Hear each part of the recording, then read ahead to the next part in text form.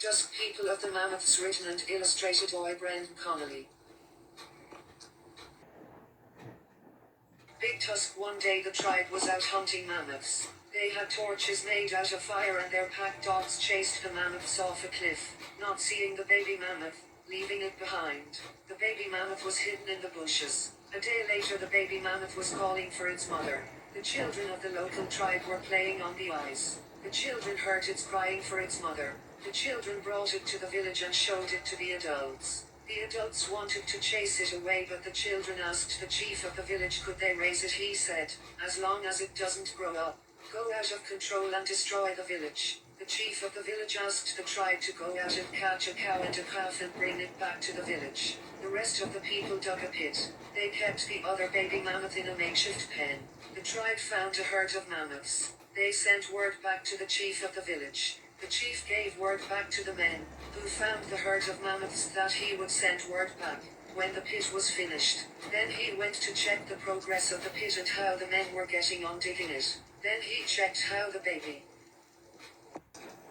mammoth was getting on. He told the children to give the baby mammoth some water and try feeding it grass. Then he went to where the men were digging the pit. When he got there, the men were just about finished digging the pit. He told them to cover it over with sticks and leaves so the mammoth would not see the pit. Then he sent word back to the men, who were keeping an eye on the herd, to separate a mother mammoth and a baby from the main herd.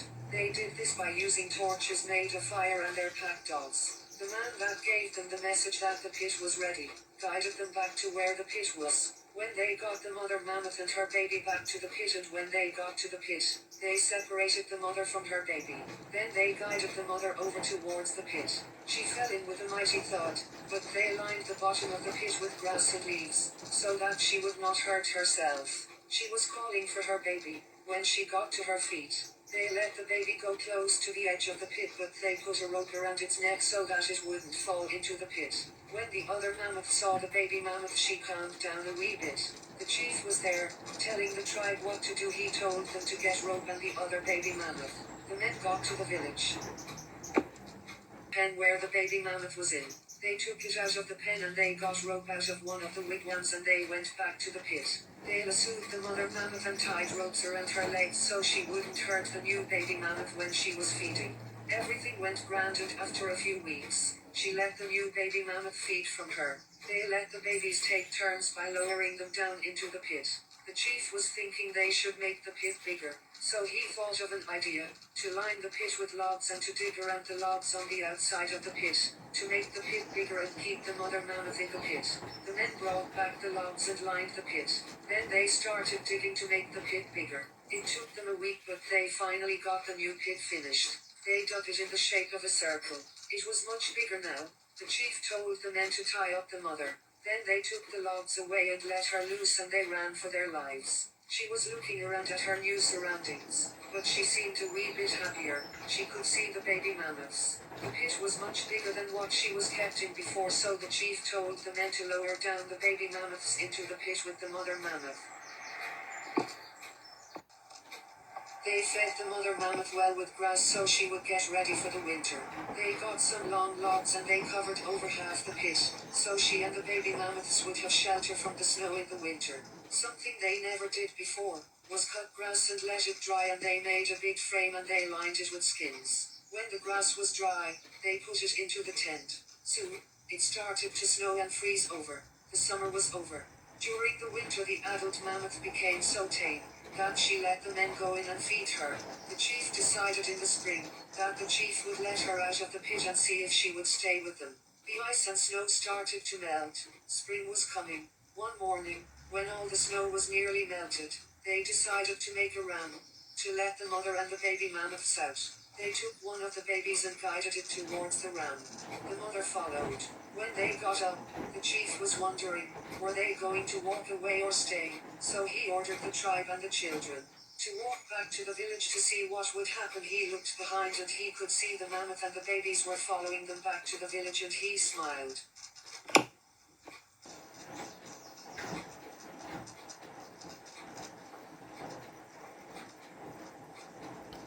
He thought it was a good sign that her and the babies might stay with them.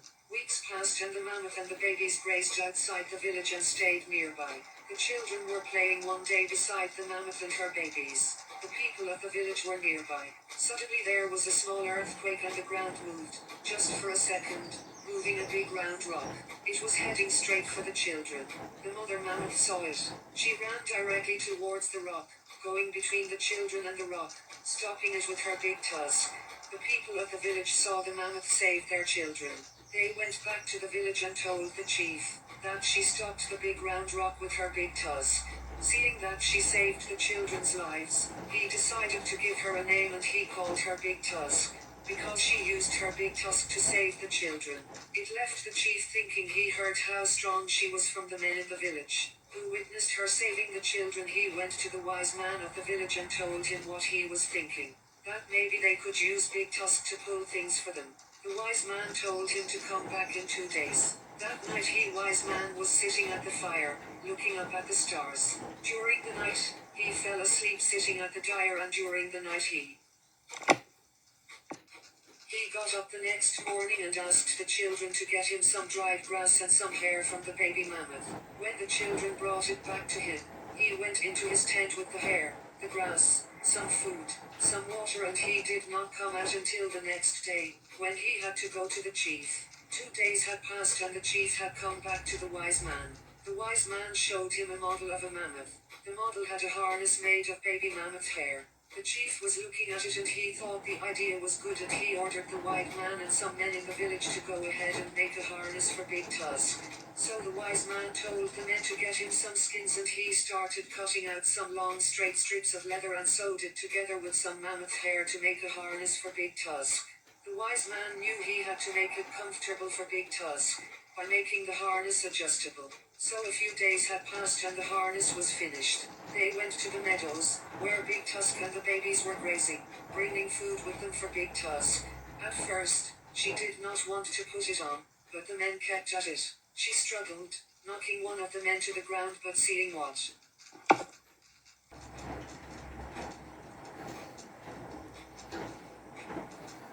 she had done, she picked him up with her trunk.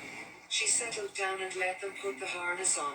Then the wise man and the chief told the men to leave the harness on for a week, so that she would get used to it. A week had passed. The chief, the wise man and the men went back to Big Tusk. The chief ordered the men to get a small log, to see if she would pull it. They got the log. Then the chief told them to get a rope. They attached the rope and the log to the harness. He ordered the men to get some grass and some branches with leaves on it, to entice Big Tusk to walk. Nothing happened at first, but eventually Big Tusk started to walk with the log. She did not like it at first, but then she got used to it. Days passed and they started attaching heavier loads onto the harness. Then they started using her doing work. Autumn ended and winter was coming along. They started to get ready for winter, getting grass for Big Tusk. They needed more grass this winter because the babies were now eating grass. Winter came and the men went out hunting. A couple of weeks passed and they came back and went to the chief. It was frozen over now, but the men said it would be a good place for a new village. So the chief decided, just before the snow ended, they would make a sled for Big Tusk to pull, and they would move closer to the river. When the sled was finished and it was coming near to the end of the winter, they loaded the sled with food for Big Tusk and the babies, and they started to take some of their wigwams down. It took them a couple of weeks and eventually they got to the new site of the village, using some of the dogs to pull small sleds to pull some of their tents too. Spring had come and the snow and the ice were starting to melt. They were happy at their new village, Big Tusk, the babies and the dogs. The chief, one day, was down at the river and he saw a falling tree float by. Giving him an idea, he went back to the village and he told the children to get him a long piece of wood about the thickness of his arm. He got one of his stone tools that he used to cut the leather with, and he started to hollow the wee small log that he got. What he made was a model of a canoe. So he got some men and he showed them his model, and they went to the big forest about 2 miles from the village. When they got to the woods, the chief picked a tall tree. They went back to get some tools and Big Tusk and a wigwam to sleep in and some food and water. The chief left them to it and they started to chop away at the tree. A couple of days had passed and the tree was about to fall. The men heard it starting to creak and crack. The men got to a safe distance, away from the tree. It eventually fell over, with a big mighty thud. Then they started to take the branches off the tree so they would be left with just the trunk. They got Big Tusk to clear away the branches from the main tree. This had taken them a week to do, but Big Tusk had made it easier for them, pulling away the heavier branches. Then they started to hollow out the tree, to make the canoe. The chief came down to see how their progress was getting on. He even did a bit of work. 2 weeks had passed now and they were just about hollowing out the canoe. The hard bit was to get the canoe to the river, but they used Big Tusk's mighty strength to pull it too. The chief went to the wise man to think of an easier way for Big Tusk to pull the canoe to the river. The wise man said to come. The wise man sat at the fire and looked up at the stars and he fell asleep and he had a dream. Next day he got up and he asked the children to get him some dried grass and hair from the baby mammoth and some branches off a tree. Then he got to work making a model of Big Tusk and a canoe. He cut out small pieces of wood that would go under the canoe to act as wheels, to make it easier for Big Tusk to pull it. As Big Tusk was pulling the canoe, there would be 2 men at the back, pulling out the log and putting it at the front. 6 of 7 logs were under the canoe to act as a pulley system. The chief went back to the wise man and the wise man showed him his idea. The chief thought it was a brilliant idea. He went back to where the canoe was and the men of the village. He showed the model to the men and they got to work making it. When they were finished, they got Big Tusk to pull the canoe down to the river. It took them a day but they got it there. The chief told the men to put the canoe into the river. They had a rope tied to the canoe so it wouldn't float away. 2 men got into the canoe but they had no way of steering it. The wise man had come down to the river to see the canoe and he saw that they could not steer it in the out of long skinny sticks. They stood up in the canoe and stuck the sticks in the water to move it along. After a while, the men thought of a way to make smaller oars. They used the canoe for fishing and getting across the river. Weeks went past and the men were out hunting one day and they saw a fire heading for the village. They ran back as fast as they could. The fire was miles away and they had time to move the village and wigwams. They got Big Tusk to pull a sled down to the river, with the wigwams on it. It was harder to do because there was no snow or ice. Then they used the canoe to bring a rope across to the other side of the river. They tied the rope to a tree so the women and men could use the rope as a safety line and they took the children over in the canoe. They got across but the fire was getting closer to the river. They had to leave Big Tusk and the baby mammoths behind. The river was too deep for Big Tusk and the baby mammoths to cross. She would probably drown with all the hair she had on her. Big Tusk and the babies were calling out for help as the fire got closer. The chief looked across the river at Big Tusk and the babies and he thought he could not leave them behind. After all Big Tusk had done for them, he and a few men went back to the side of the river where the fire was and they began to walk Big Tusk down river away from the fire. They walked for miles and miles. It took them 2 days but they found a shallow part of the river, where Big Tusk and the babies could cross. After a few days, they got back to the people of the village. Rain had come and put out the fire. The chief and the people set up a new village, on the other side of the river, at the spot where Big Tusk and the babies crossed. A couple of weeks passed and everything was going nicely. Big Tusk was grazing near the village but when Big Tusk was calling to her babies she was heard from the distance, by saber-toothed tigers, heading to the village and to Big Tusk and the babies. Big Tusk was grazing and the saber-toothed tigers came down from the hills. Children were playing near Big Tusk and the babies. Dogs smelled the saber-toothed tigers coming and they started to bark. The saber-toothed tigers surrounded the children, Big Tusk and the babies. One of the children got back to the village and told the adults. The men and the chief got their spears and their dogs. They were holding off the saber-toothed tigers, but there was 4 or 5 of them. All of a sudden, Big Tusk and the babies started to trumpet out for more help. All of a sudden a big herd of mammoths came running out of the valley to where Big Tusk, the babies, the saber-toothed tigers and the men were.